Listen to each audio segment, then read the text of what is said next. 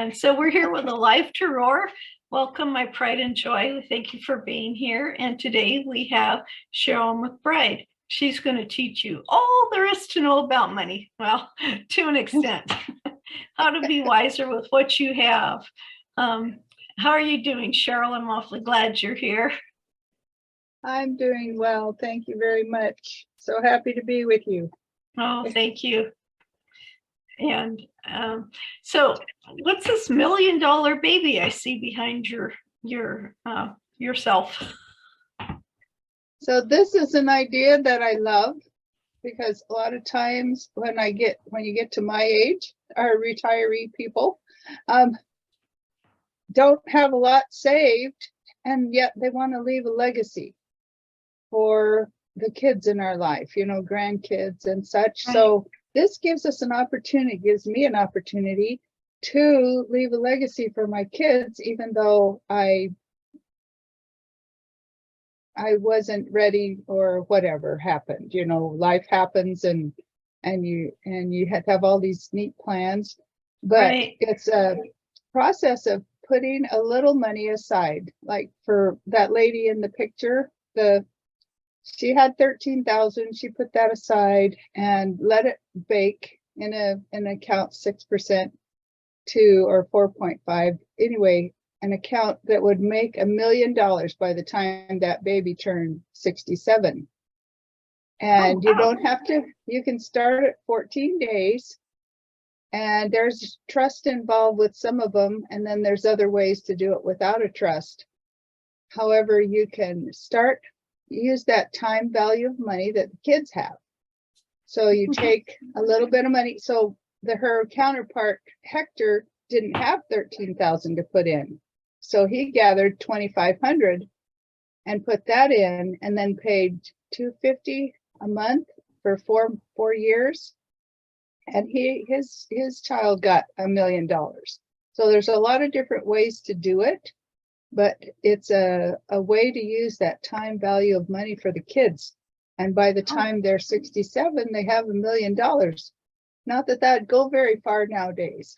But, goes farther than nothing, though. Right. And it gives them, some peace of mind so that they can choose what they want to do to work. They don't have to work at McDonald's if that's not something they want to do. They can choose to write books or to be in a rock band or whatever, and still have that $1 million by the time they turn 67. Right. And the good thing I just kind of thought about it, or I'm thinking about it too, is that you can teach the kids how to put a little bit aside.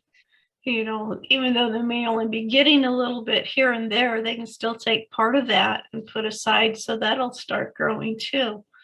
Because we think, I don't have enough. And it's like, well, just take a little of what you've got.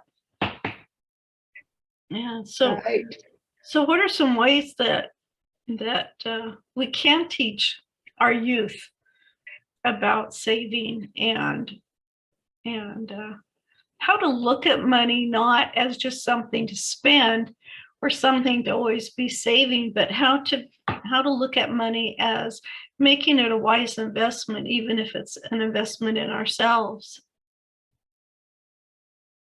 That's a great idea. We have our How Money Works book that we can use, and Steve Siebold helped us write this book. And it's not company branded or anything. Sorry. Yeah, I know. It has good ideas in there. And he's also written a book for children, to teach children how to use their money wisely. This book teaches, you can start at 10. Oh, wow. It's called How Money Works. Nice. Yes, How Money Works. And I am shipping them out. It's kind of like our what do you call it? Business card.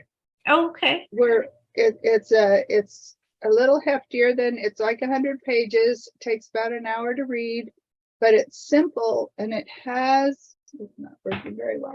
It has graphics in it and characters. Let's see if I can find some. Oh yeah, that's different really characters nice. and their stories.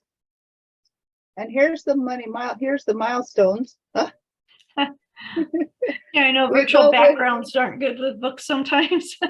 No, but so what we do is find out where they are and where they want to go. And we can do that with kids too. And the part of the series, we're going to come out with a How Money Works for Kids. Nice. We're launching How Money Works for Women at the end of this month. Okay. So I'll be getting that out to you so that you can see what it is. All right, thanks. And it has different characters in it, and it talks to about different ladies at different times in their life, you know, because we all have different needs, and kids have different needs than we do. Right. And there's ways to start. I don't know if you've heard of, I think I can say her name. Langemeire also wrote a book. She has a series, and one of the your books kids millionaires. Okay. Make Your Kids Millionaires. And it just goes through different ages in their life. So 0 to 5, what you can do when they're that young and how to put money in place, how to teach them how to use credit cards before they turn 18 when they're bombarded with, here, get a soda or a t-shirt and sign up. I think Sheryl Mcbride said that they could, they took that out of the school. They can't do that at the high schools anymore. Oh, good. Or the colleges. So between her and Sheryl Mcbride is also co-writing that How Money Works for Women. Oh, okay. So we were real excited to have that.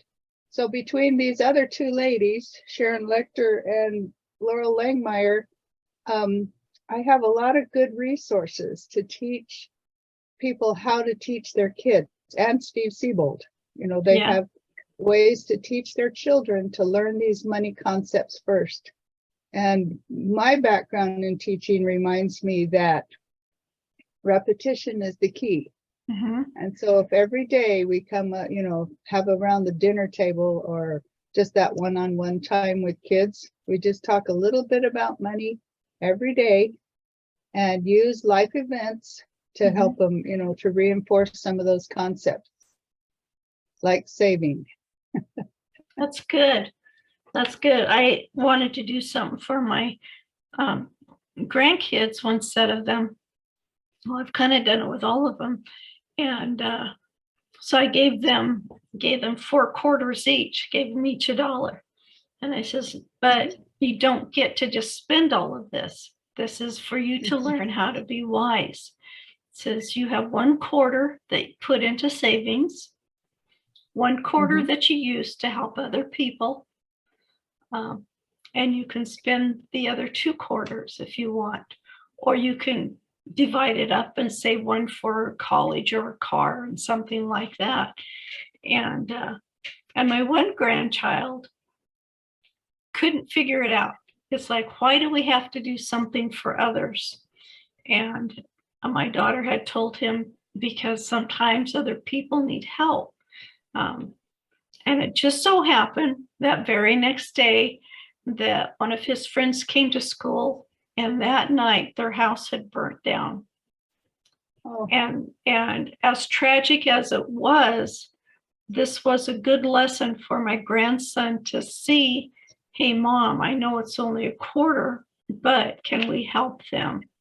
And it was really great. I mean, gosh, he's really, really good about saving now, but I would always try to give the grandkids money in a way that they could divide it up like that. Instead of just giving them a $5 bill, I'd give them 5 $1 bills, or I'd give them 3 $5 bills, or, you know, 4 $10 bills, you know, something like that for each of them, so they could sort it out and still feel like they're getting something for themselves. One of the grandkids gave everything they had. It's like, well, you can do that, but then you're not saving anything for your future, because you do have a future. And so, you know, it gives you a way to talk about money and how to think about it. But I know from talking with you before, you have some of the most amazing ideas and great starts. I love the $1 million baby. You know, it doesn't take that much to just put a little aside. So when they reach retirement age, they do have something, because things happen. Like for my husband, he got injured at work, and it took everything we had over the 3 years to keep everything up, keep paying the bills, paying the car, making the property payments and all of that. And we used up just about everything we had. So it's nice. It would be nice to know that there's something else out there, because at our age, you know, that's our retirement. Now we're having to start all over again, which is okay. We'll get there. But for kids to know that they have something for their future, I think that's reassuring to them. Kind of maybe like a safety net, do you think? Just to know that somebody cared enough to do something to prepare for them, for their future, I think makes a big difference, a big confidence booster. What do you think? I absolutely agree.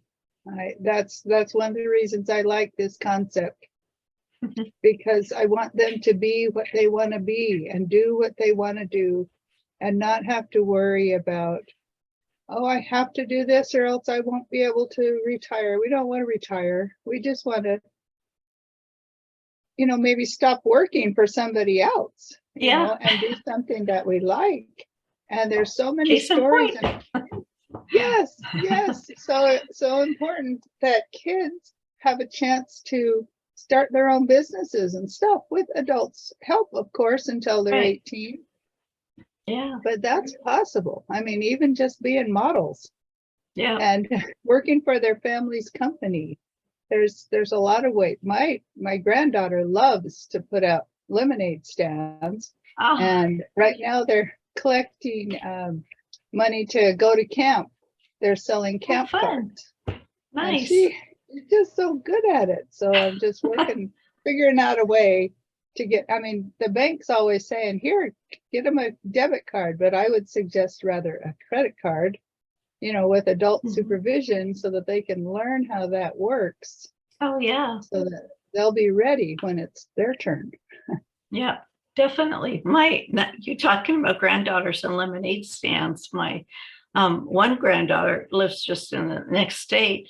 She's actually selling plants like a lemonade stand. She didn't want to do lemonades and stuff like that. She wanted to do plants. And so they went to get a business license together to find out what they needed to do, to follow the rules, to figure out how much is it going to cost to grow these, you know, and all of the whole work that goes with it. And I think it's important for the kids to be active part of it, not just tagging along while you do all the talking, but have them ask the questions and have them say what they want. So they've got the experience of going through it. You know, that's an entrepreneurship. That's learning what it's going to take for business. I mean, it gives them great skills. And she's in grade school and she's already running her own business, which I think is wonderful. But yeah, that's right. It's just amazing skills that they learn. Now, I heard somebody say that they never use their debit card and they don't pay cash. They always use the credit card, because why should they be spending their own money on things and let their money work for them? Now, what do you think about that concept? I agree, and I'm learning to agree more about it. You know, and one thing, you have the personal credit card, you know, but the idea is you have, so for instance, one thing I do is ship books. And so I have a certain credit card to ship my books, and then you pay it off every month. Right. I buy books and ship the books, you know, I don't just get them for free. And then gas, I can pay off my gas card every month. And nice. You know, you have a separate card for groceries, and you have a separate card for skincare, or you have a separate, you know, you have for your business, you have certain things that you need to pay for with your business. And so not only do you just have one card for, like I said, for postage, I would need one for postage, and then I would need something for rent or whatever I had to pay for my business. And you pay those off, and maybe you pay once a week, a different card once a week. It's important to pay them off every month. Right. So you don't have to pay the interest, but the credit is the cost of money. I think that's what she says. Okay. It's the cost of money. So if we can get, I mean, there's people that get credit cards for $20,000, $100,000, Oh, wow. and then they can go put that into a house, down payment on a house, make money, pay it off, so it's a very good process, and a lot of people say, oh, don't get into debt, and we don't want to get into debt, that bad debt, but we do want to leverage that other money so that we can do those things to make money. Right. I guess a big part of it is don't spend more than you can afford. It's too easy with credit cards to, oh, I've got the card, I'll just, buy this now, even though I can't afford to buy it, and I'll just pay it later. And it's like, no, you can't think that way. You've got to look at it as a balance. That, yeah, I've got it, but I'm using it to pay this because I want my money working for me, which is whether it's gaining interest in the bank. So what are some of those ways that money can work for you? So definitely there are financial vehicles, and insurance is one of those. Some people are using an insurance, well, we have to get all the details from the person that knows. However, people are using that money to pay their bills every month. Oh. And if you want, like if we want a new fridge or something like that, we can put it on a credit card, but we need to make some money to pay that off if that's not already in the bank. But there's ways to be your own bank. And one, you get we'll have to get more details from somebody that really knows. I know the concepts basically, and but there's definitely places where you can put your money in and you don't have to lose it. It just goes up. Every time you can put it, it's kind of with the market, you put it up, the market goes up, it locks it in there. Oh, and then the next time the market goes down, you don't lose it. Oh, nice. So there's ways to grow your money without losing it. And each time it goes up, it stays there. It's locked in at that new spot. And then it goes up again and stays there. It goes down. You don't have to worry about it. It's locked in. Then it goes up again. So there's policies that you can use that to grow your money that way. Oh, that's good. Other ways, borrow money and make an investment and then pay it back. That's another way too. Good. Yeah, definitely difference between a good debt and a bad debt. Now, why is it not a good idea to use debit cards? Well, it's coming right out of your bank account. That's a good thing. That's a good question. I know there's a really good answer for it. And it's probably in this book right here. That's right. Make your kids millionaires. Make yourself a millionaire in the process. But and that's the fun thing is that a lot of those things that maybe we didn't do yet, we can still do those things. Oh yeah.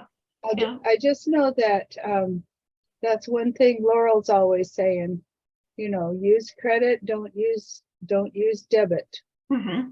So I'm still learning that concept, but I believe that it's, you have 30 days or whatever to pay that credit card back. Right. But the money goes right out of your account. And then if there's an emergency or anything, nope, sorry, it's not there anymore because I used it to buy groceries.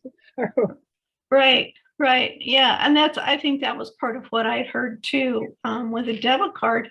As you spend your money, you don't have it to rely on. You don't have it there to make money for you, on however you've got it. There's lots of different ways to do that. Yeah, that's important to find out, why. And some people, I know there's some people that just use cash, but then there's some instances where you can't use cash. You can't use cash to get a rental car. If you're on the phone trying to book a flight somewhere, you can't use cash for that. And you don't want to use your debit card because then you don't have the money if something does come up. I won't say the person's name, but we all know about this financial guru who talks about make sure you've got $1,000 saved in your safe or somewhere so you have it for an emergency, and make sure it's a real emergency, not a flat tire. Flat tires happen all the time. You should be saving up for that kind of thing. But if something happens, then you've got it, and that's great advice. Yeah. We have a credit card to, back up that 1,000. Yep. Yeah. Yeah, you do. And by paying it off every month, you are building up your credit so that you can, either raise the limit, get it to the card that you can use for a down payment on a house or a vehicle. My son-in-law was telling me about that they were going to use their credit card to buy a vehicle. And I thought that was the strangest thing I'd ever heard. That was like 5 years ago, I think.